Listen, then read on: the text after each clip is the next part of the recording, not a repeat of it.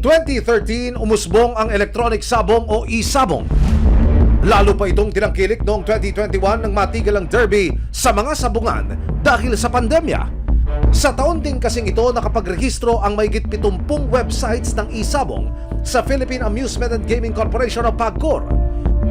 Isa ang Manila Arena sa kilalang sabungan kung saan araw-araw sumusugal ang daang-daang mananaya sa meron o sa wala. Pero kalaunan, hindi lang ito lugar ng pagsusugal sa swerte. Dahil ang ilan, tila minalas at bigla na lang daw naglahong parang mga bula. Mula 2021 hanggang 2022 na resibuhan ang pinaghihinalaang pagdukot sa ilang mga sabungero. April 2021, makikita ang lalaking ito na binibitbit palabas ng isang sabungan sa Santa Cruz, Laguna.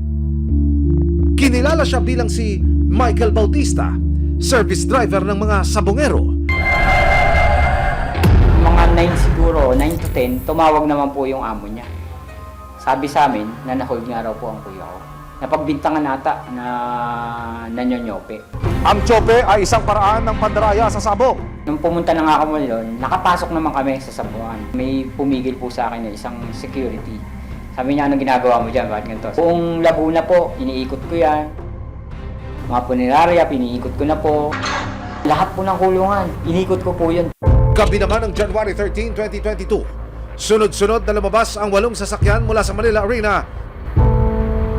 Kasama na rito ang puting FX na sakay raw ang 6 na lalaki na taga Tanay Rizal. Ito na raw ang huling beses na nakita sila. Maraming salamat sa panonood, mga kapuso.